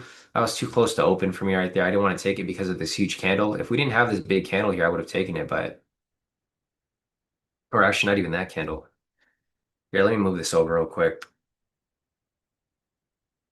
So here are the algo entries for today. We had one at 632, which was this one over here. I would have taken it if the candle here wasn't so huge, but this one over here was just too big, and I didn't want to jump into this position here because I was worried price was going to retrace back up, right? The second entry was at 643, which was right here. Again, with this, the same situation, right? This is from previous experience. Whenever I see a big candle like this, price tends to reverse a little bit for pullback.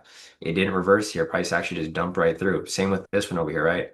I was tempted to take this position, but I mentioned I wanted price to be above this area, but not like a huge green candle. Unfortunately, this candle here was huge, and I was worried that this was going to pull back and retrace a little bit. So that's why I decided not to take that one. The last one over here at 653, another one right here. The reason why I decided not to take this one is because the volatility started to flatten out, right? So again, this is all from previous experience, right? This isn't just because I'm like scared to take the entry or hesitant. This is because I've seen this happen before. Whenever you have a big candle like that, it tends to retrace to the halfway mark, and then it either retraces back further and then reverses, or it ends up retracing and then comes right back down. Right? This is all just from previous experience trading. This, during these time periods. And same with this one over here. This was with momentum, but the thing is the momentum here started to die out. So that's why I decided not to take that one. It did hit, but it did take a while. It took about like 6 or 7 minutes for it to end up hitting. And then here is the 755 entry for a sell. Here, I'm going to put in the criteria here so that you can kind of see what the numbers are looking like for a sell here.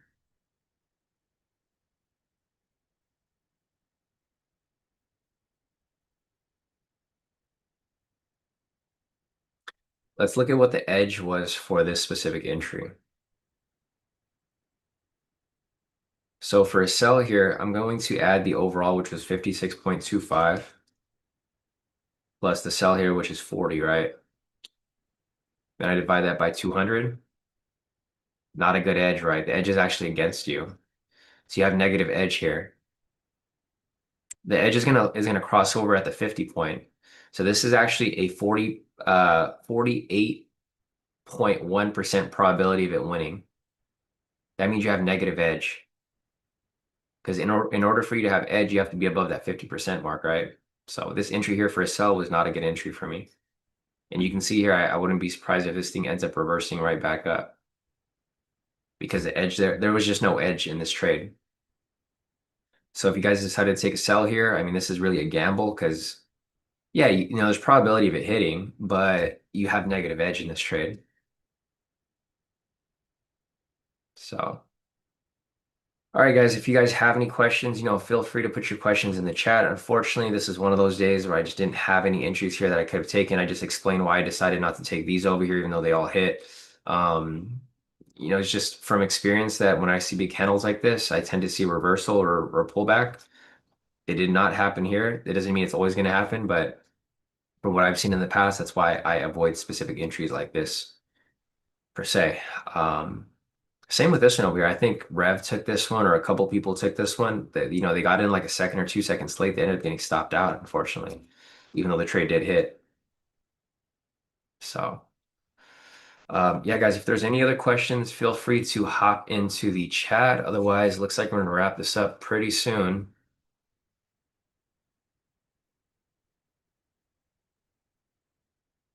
Yeah, oh yeah, the 702 entry. Yeah, so Lamar said there was one entry you liked, but your accounts were logged out temporarily. It was a 702 entry, right?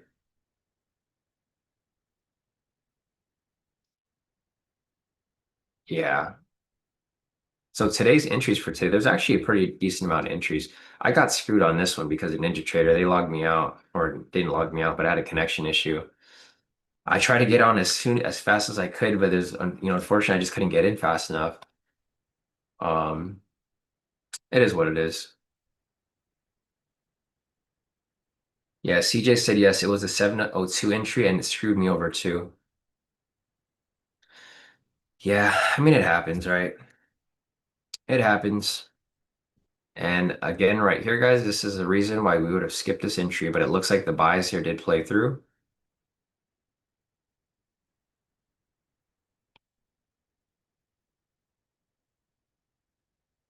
Right, so it looks like the buys here did play through though. So if this here did come up for a buy, it would have been a nice entry. Unfortunately, did not come up for a buy, so there just wasn't an entry there. But the probabilities here for a buy did play out, so this did go in the direction that we would have wanted it to. There just wasn't an entry there, no setup. So, all right, guys, if there is any other questions that you guys have, feel free to hop into the chat. I mean, otherwise, I think we're going to be done for the day. We got a whole week ahead of us, guys. There's no need to force anything here. Let's take a look at the calendar again. So tomorrow we have ADP employment change. I don't know if this is going to come out. We talked about this today. Like, it might get canceled just like the news that was supposed to come out today. We had Jolt's job openings. Didn't come up because of the government shutdown. So we do have news set up for tomorrow, but again, these news events might not come up because of the government shutdown. And we got more news on Thursday, a lot of news actually. This might not be coming out because of the government shutdown. And of course, NFP here on Friday. We didn't have NFP for like the past 2 months now, so we might not have it here again. Otherwise, if Trump reopens the market again or reopens the government, by today or tomorrow, then we might have some news, but I wouldn't hold your breath on it. So, all right, guys, let's see. Masih said, Sean, I just had the most beautiful trade on ES for 9 points. I never seen anything more perfect. Let's take a look. So Masih over here. So guys, I don't trade ES, but Masih has been trading ES and he's been killing it. What time was your entry, Masih? I'll put it into the criteria here. Here, let me look at your list.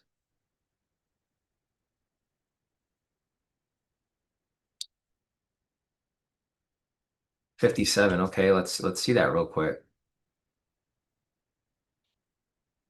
It was with momentum, right? Against. Okay, against. Let's change that real quick. All right, so this is the trade Masih took. Again, guys, if you want to take these entries here, um, wrong time. It was 8:57. Yeah, if you guys want to take these entries here, you can use my algo on other assets. You don't have to use it on YM only. Wait, am I doing this wrong?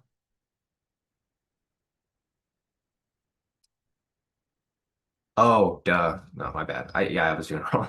It's supposed to be a 9. I was like, why is it? I forget my time difference. Okay, so here's the entry right here. This is the entry that Masih took. Perfect entry, Masih. No drawdown at all. Straight to your target. You did a TP stop loss of 9.5. Amazing. Yeah, great entry right there. Looks like it went straight to target. So guys, again, if you want to apply my algo on different assets, Masih here, he's been sharing the entries for ES and he has been killing it.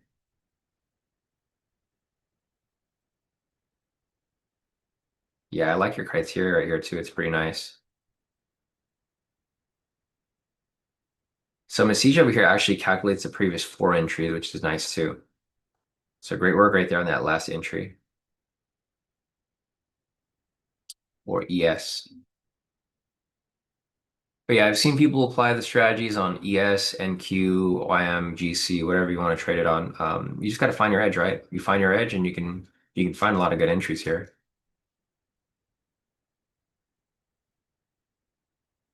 Yeah, Masich said it says aim for short, but probabilities for long and short were close, so I took the long. Yeah, sometimes I list them both up on there, Masich, especially if they line up properly. CJ said, I love that the algo does predict the reversal movements damn near perfectly, though. Yeah, and that's why I have them added to the list, even though I'm not taking them. But all right, guys, I think that might be it for the day. If you guys have any questions, feel free to hit me up on Discord. Unfortunately, today I had some technical issues with NinjaTrader. Honestly, if I have technical issues, I'd rather not have a trade than miss a trade or then FOMO into a trade because the last thing I want to do is take a trade when I'm having platform issues and then I get stuck in a position that I don't want to be in. So I think that's about it. So these are all my trades for the day. Tomorrow I'm going to try to color code them so it's going to be easier to see which ones are target and which ones aren't. Um, or I just might put target entry somewhere else. Maybe I'll just put target entry at the end or at the front. I think that might help a little bit. I don't know. I'll figure it out. I'll figure it out. I'll try to color code it so it's easier to see. But I think that's it for the day. Ark said, where is the mentoring session dealing with the algorithm? It's the most recent one, Ark. So if you look at the most recent one, I mean, I'll send it to you right now. Let's see. I'm gonna go to the page. There's only one that we had that was recent. Let me grab it for you.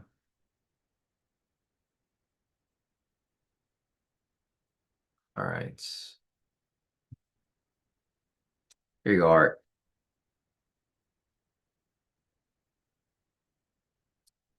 CJ said, ever since NinjaTrader had to give you your accounts back, you've been getting connection issues in the middle of the live. Yeah, I know. I don't know why that happened, CJ, but it's super annoying. I mean, it's all good. Once I get the disclosure document process with the regulators at the NFA and CFTC, then we will make the transition over to StoneX. So hopefully that'll happen within a week or two. I just got to get that filed. Once that's filed, then we'll be good to go. It's just yeah, it is just it's a process. It takes a while for them to get back to me too. But all right, guys, I think that's it for the day. If you guys have any questions, feel free to hit me up. Pretty good day overall again. We had about four entries here come up. Unfortunately, I missed all of them.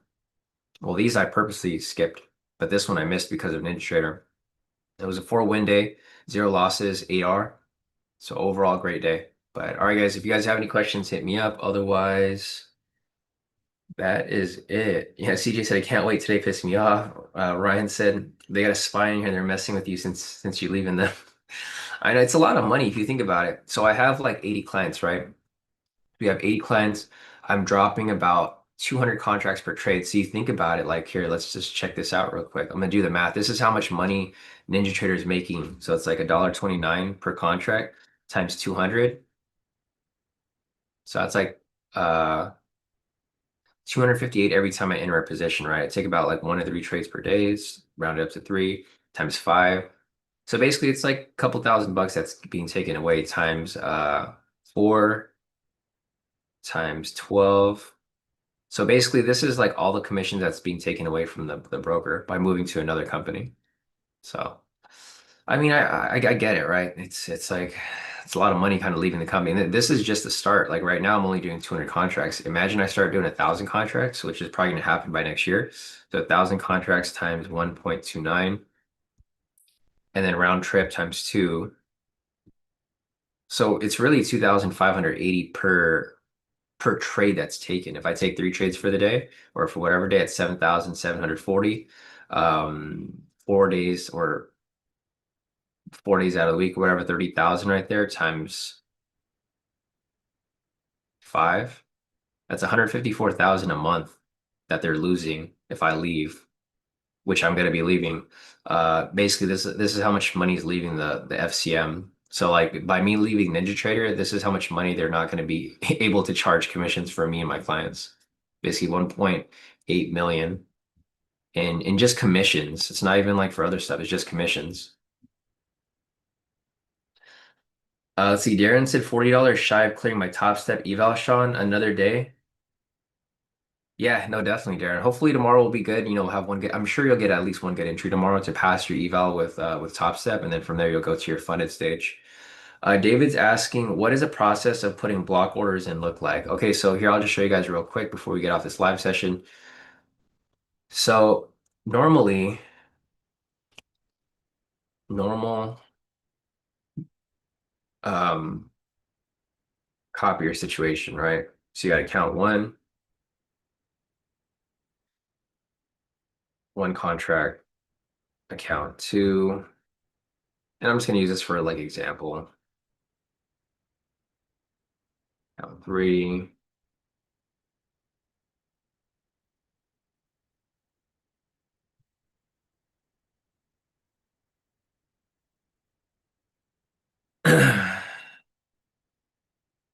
Here, I'm just gonna use this. So this is the difference between putting in.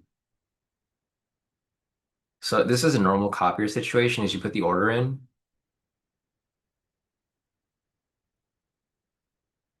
and then in a situation like this,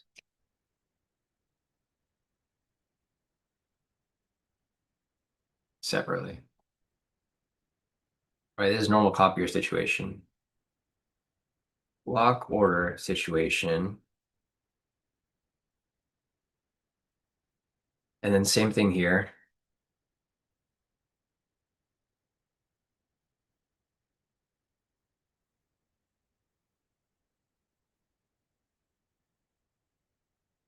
Every order gets put in separately,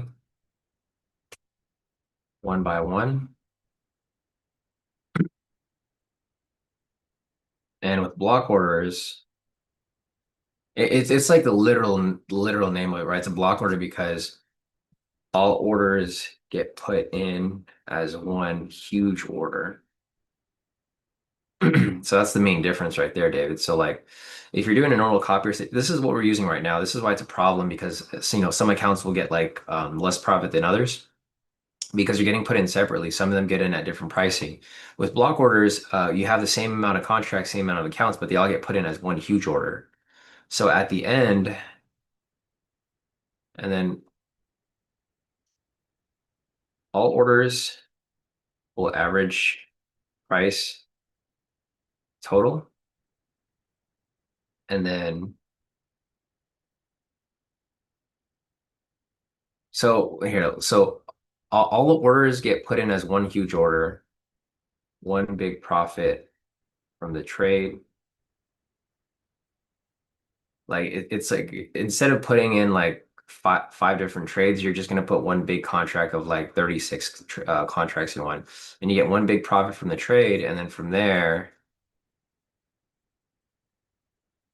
distributed equally amongst the accounts based on size. Does that make sense, David? So this is the way that it is. So like for here, you get one order, one by one. Each account makes respective profit based on time of entry. So this is why it's different, right? Because when you're doing a copier, every contract or every account gets entered in separately, and then they all have like their own profit, right? You just look at whatever you have. But for block order situation, you get one big order. So instead of doing five different accounts, one contract, 5, 10, 10, 10, with a block contract, you're gonna put one big con order of 36 contracts. Then you get one big profit, and then whatever contract size you have, it gets distributed equally. So like this person gets like $100, and then this person gets $300, and this person gets $1,000, and this person gets $2,000 or whatever it may be. Um, so see how it makes more sense to do it this way versus what we're doing now? Because there's so many accounts. Like, yeah, if I was doing like five accounts, great, it's easy because everyone gets their own profit. But if I'm doing like 80 accounts, it's really hard for me to like get everybody on the same level. Right here, it makes it equal for everybody. So that just one big order gets put in, one big profit, and then it gets distributed after. So like, yeah, they're gonna do that on their back end. They're like, okay, Sean made 36,000 on this trade. David gets this, Lila gets this, John gets this, etc. Everybody gets like whatever they because they just balance out the price. So you get a big pot of profit and then it just gets distributed based on your size. But all right, guys, I think that's it. So, guys, if there's any other questions that you guys have, feel free to hit me up on Discord. Otherwise, pretty good day overall. Unfortunately, I didn't get into my position, but good day overall with regard to the entries that did come up. So, all right, guys, hit me up on Discord if you have anything to talk about. I'll probably be sitting around for a little bit because I have to do some regulatory stuff behind the scenes with the regulators. But I'll be around. So, all right, guys, hit me up if you guys have any questions. Otherwise, I will see you guys back here tomorrow for the next.